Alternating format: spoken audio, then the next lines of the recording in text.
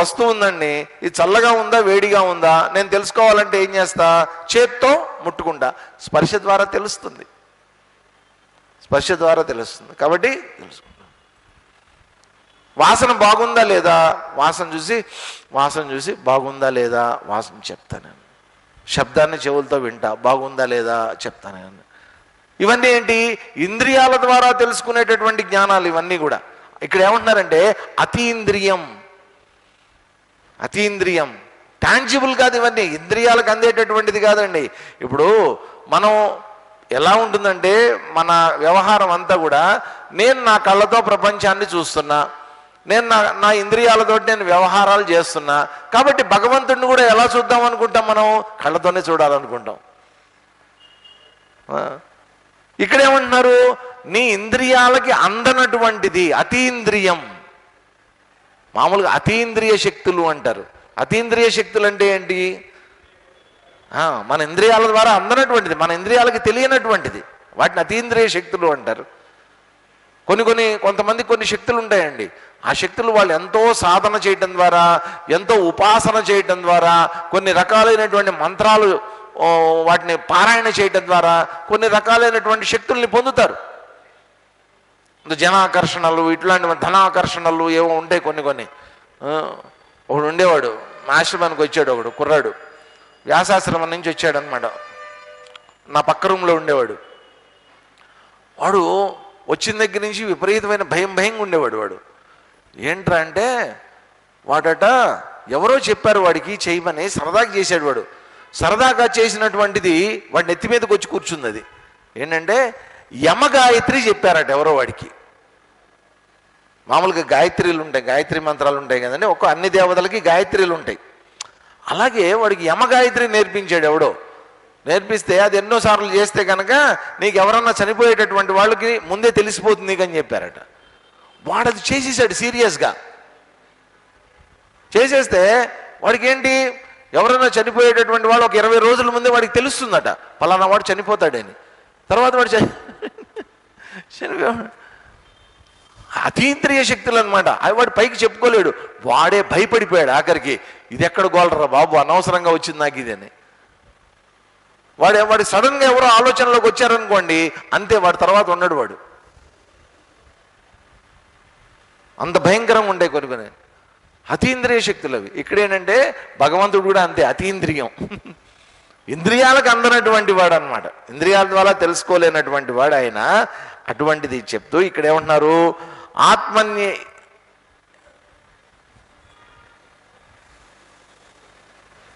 బుద్ధిగ్రాహ్యం అతీంద్రియం.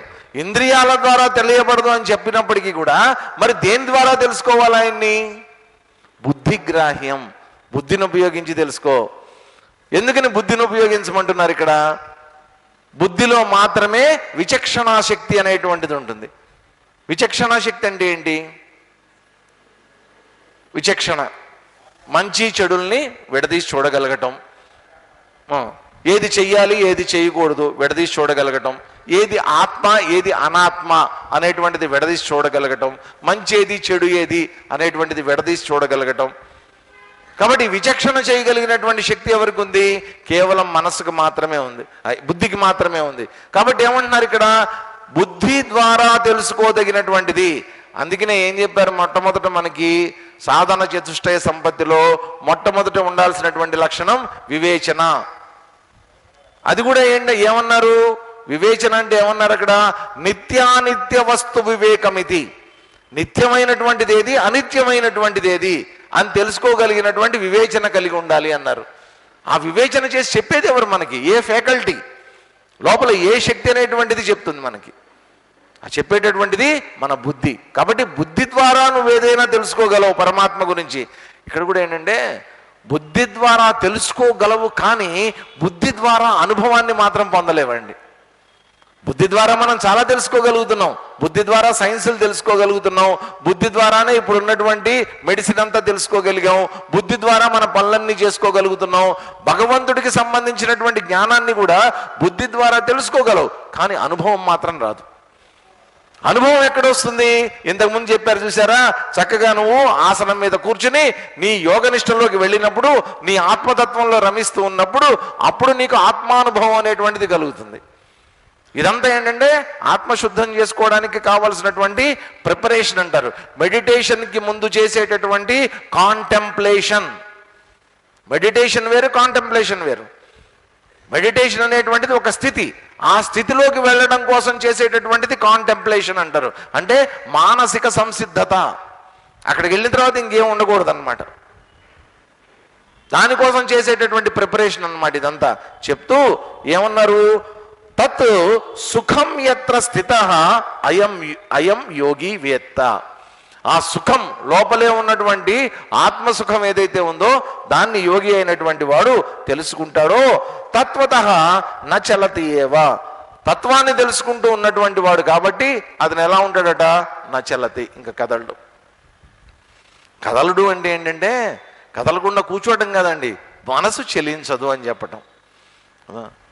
నేను దేన్నైతే తెలుసుకోవడానికి ఎంతకాలం ప్రయత్నం చేశానో దాన్ని నేను నా లోపలే నేను తెలుసుకుంటున్నప్పుడు నాకు కలిగేటటువంటి ఆనందం, తృప్తి అనేటువంటిది నా లోపలే నాకు దొరుకుతున్నప్పుడు ఇక నాకు బయట దాని యొక్క అవసరం లేదు. కాబట్టి అప్పుడు నేనేం చేస్తాను? నా లోపలే నేను ఆనందం పొందుతూ ఉంటా. కాబట్టి ఇది ఎలా తెలుసుకోగలుగుతావు? అతీంద్రియం. ఇంద్రియాలు అనేటువంటివి అక్కడికి చేరుకోలేవు. కానీ ఇంద్రియాలు అవి లేకపోతే ఇంద్రియాలు అనేటువంటివి పనిచేయవు.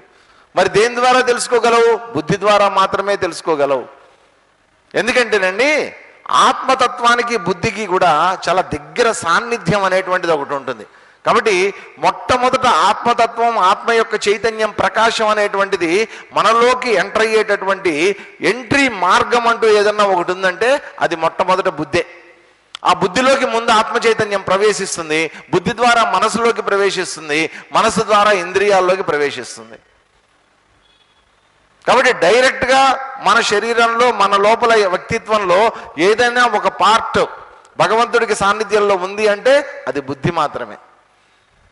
కాబట్టి అందుకనే ఉన్నారు బుద్ధి ద్వారా తెలుసుకో అనేటువంటి విషయాన్ని చెప్తున్నారు ఇక్కడ అని చెప్పి, అలాంటి వాడు ఇక స్థితశ్చలతి, ఏమాత్రం చలనం లేకుండా స్థిరంగా ఉంటాడట చెప్తూ తర్వాత 2 శ్లోకాలు కలిపి చదువుదాం చూడండి.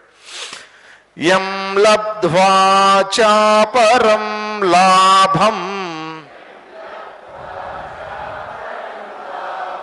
మన్యతే నాధికం తతః యస్మిన్ స్థితో న దుఃఖేన గురుణాపి విచాల్యతే తం విద్యా దుఃఖ సంయోగ వియోగం యోగ సంజ్ఞితం సనిశ్చయేన యోక్తవ్యం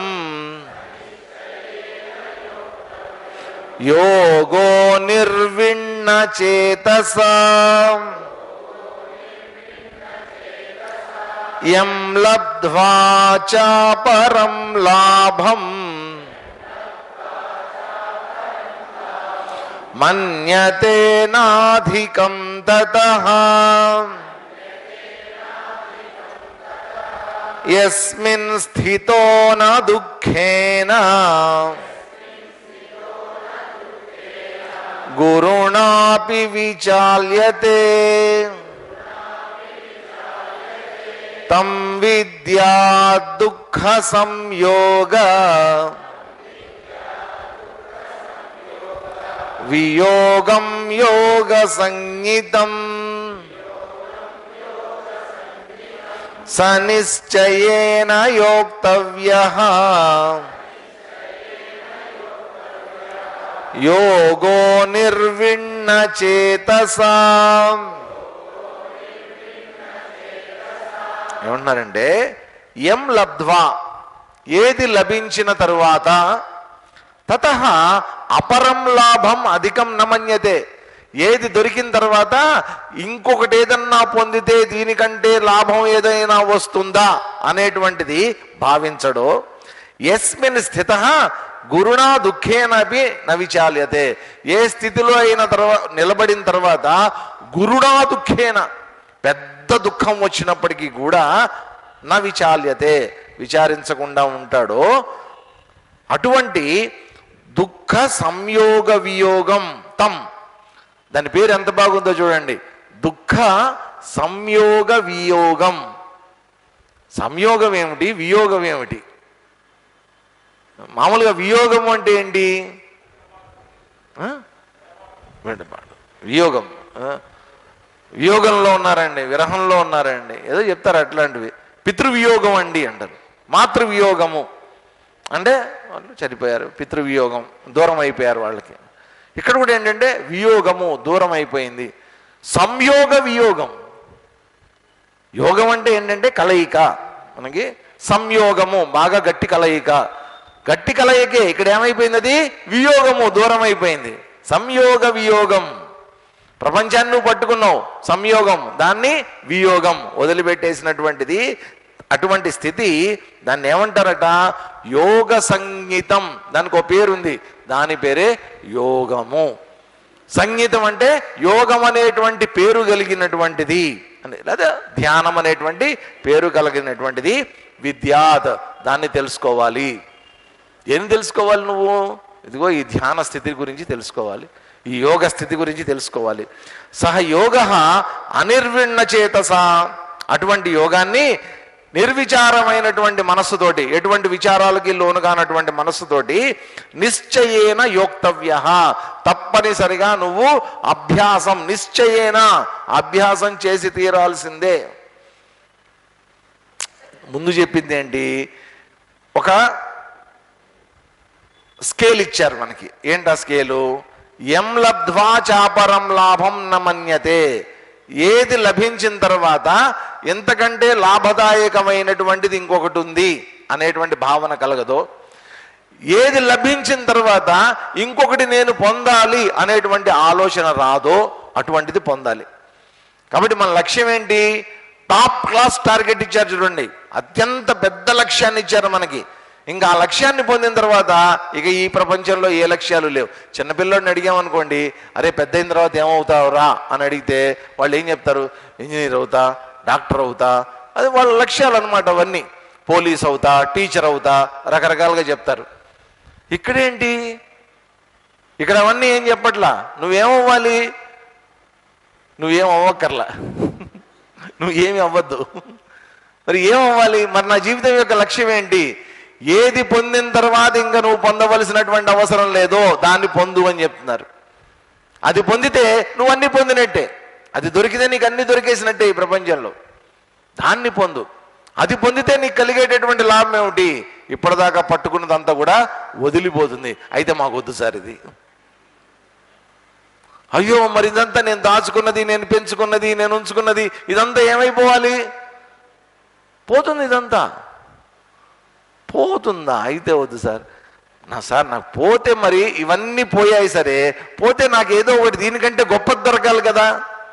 ఇక్కడ అదే చెప్తున్నారు అన్నమాట, దీనికంటే గొప్పదైనటువంటిది లభిస్తుంది, అదే ఆత్మసుఖం.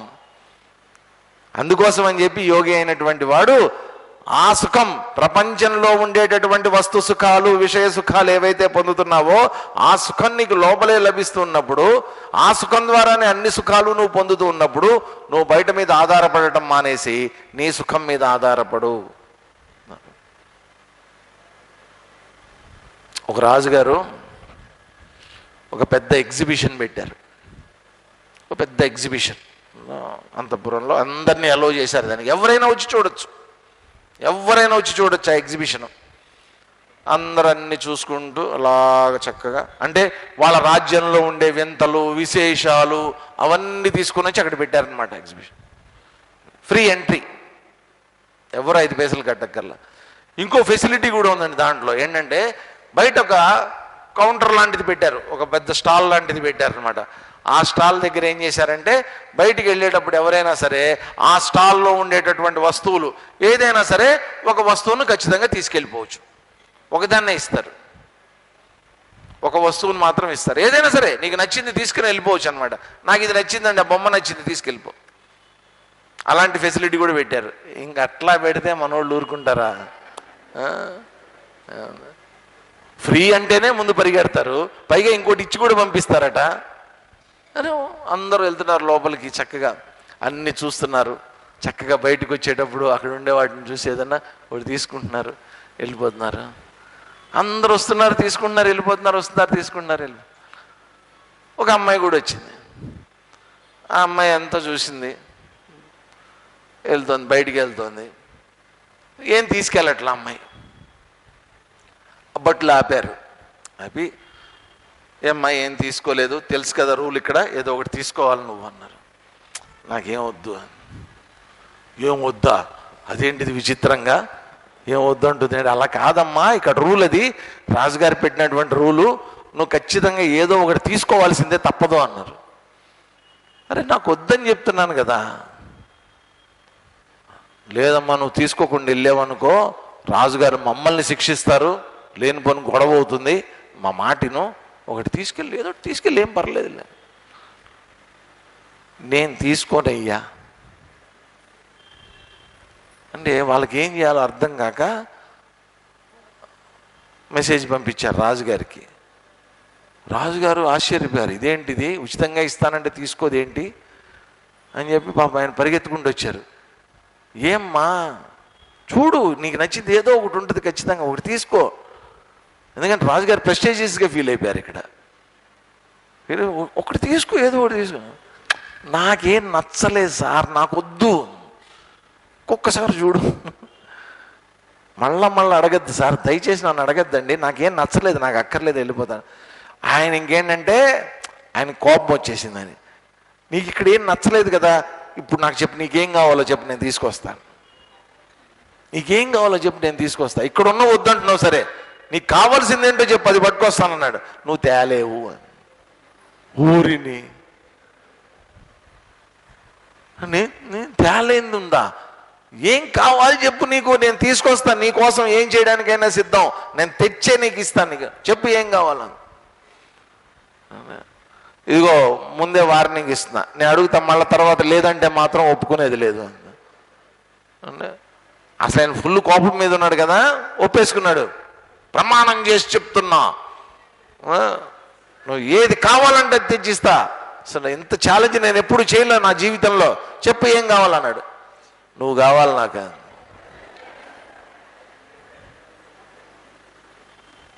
అందరూ ఒకసారి ఆశ్చర్యపోయారు, ఇదేమిటమ్మా రాజుగారు కావాలా నీకు? అవును రాజుగారు కావాలి, పెళ్లి చేసుకుంటా అయింది. అది రాజుగారిని ఎందుకు కోరుకున్నాను? ఒక పిచ్చోళ్ళలారా, ఇక్కడ అన్నీ పెట్టారు, ఒక్కొక్కటి తీసుకోండి ఒక్కొక్కటి తీసుకున్నా అన్నారు. రాజుగారే నాకు అయినప్పుడు ఇవన్నీ నావే కదరా, మీరు ఒక్కొక్కటి పట్టుకుపోమంటున్నారు. నాకు ఇప్పుడు అన్నీ కావాలి. అన్నీ ఎవరి దగ్గర ఉంటాయి? ఇవన్నీ ఆయనవి. కాబట్టి ఆయన్ని పట్టుకున్నాను అనుకో, ఇవన్నీ నావైపోతాయి కదా. ఎంలబ్ధ్వా చాపరం లాభం. మనం కొడితే ఏను కుంభస్థలం అంటారు చూసారండి, అట్లా ఉండాలన్నమాట. ఏ లాభం పొందిన తర్వాత ఇక నువ్వు లాభం పొందవలసిన అవసరం లేదు.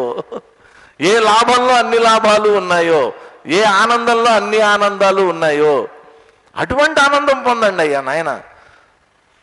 ఇప్పుడు ఒక ఆయనతో నాకు ఒక పెద్ద డిస్కషన్ అయిపోయింది హైదరాబాద్లో. గోపాలరావు గారని ఏపీ ఫిషరీస్ డైరెక్టర్ ఆయనతోటి పెద్ద డిస్కషన్ ఆ రోజు. ఏంటంటే, సార్ మీరంతా ఆత్మ పరమాత్మ అంటారు, ఆయన ఇంజనీరు, ఫిషరీస్ డిపార్ట్మెంట్, అదంతా నాకు సైంటిఫిక్గా చెప్పి నిరూపించండి అంటాడు ఆయన.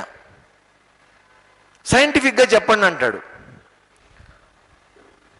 అండ్ ఇప్పుడు అందరూ సైన్స్ మీద ఆధారపడతారు కదండి, ఇది ఇట్లా ఇది ఇట్లా ఇది ఇట్లా. మనం కూడా సైన్స్ మాట్లాడుకుంటాం. ఇప్పుడు ఇందాక నిద్ర గురించి మాట్లాడుకున్నాం, ఇవన్నీ అంత డైజెషన్ ఇదంతా సైన్సే. సైన్స్ గురించి మనం మాట్లాడుకుంటాం. సైంటిఫిక్గా చెప్తే అర్థమయ్యేటట్టు మనం అందరం తయారైపోయాం. ఆయన కూడా ఏమంటాడంటే, నువ్వు ఆత్మ ఉంది అంటున్నావు, నేనేం కాదన్నట్లా, నాకు సైంటిఫిక్గా నిరూపించు అంటాడు. ఎలా నిరూపించాలి చెప్పండి సైంటిఫిక్గా? ఇక్కడ ఏమంటారు? అతీంద్రియము అంటారు, ఇంద్రియ గోచరం కానటువంటిది అంటారు. ఇప్పుడు సైన్స్ అంతా దేని మీద ఆధారపడి ఉంది? ఇంద్రియ గోచరం అయ్యేటటువంటి దాని మీద సైన్స్ ఉంది. ఇంద్రియ గోచరం కానటువంటి దానికి సైన్స్ ఎక్కడి నుంచి తేవాలి? ఇప్పుడు ఏదన్నా ఉంటే నేను సైన్స్ చెప్తా, ఏమి లేని దానికి సైన్స్ ఎక్కడి నుంచి పట్టరాను? అదేమి లేదంటున్నారే. నీ కంటికి కనిపించేది కాదు, నీకు అర్థమయ్యేటటువంటిది కాదు, కేవలం అనుభవం ద్వారా మాత్రమే తెలుసుకోదగినటువంటిది అయింది. అటువంటి దానికి నేను సైన్స్ ఎక్కడి నుంచి తేవాలి? అయితే అది లేదా ఉంది, అది ఎలా తెలుసుకోగలవు? కేవలం అనుభవం ద్వారా తెలుసుకోగలవు తప్ప సైన్స్ లాగా ఒక పుస్తకంలో రాసుకుని దీని తర్వాత ఇది, దీని తర్వాత ఇది అని చెప్పి లెక్కలేసి చెప్పలేము దాని గురించి మేము. అంత పెద్ద సైన్స్కి అందనటువంటిది, అతీంద్రియమైనటువంటిది ఎక్కడుంది? నా లోపలే ఉంది.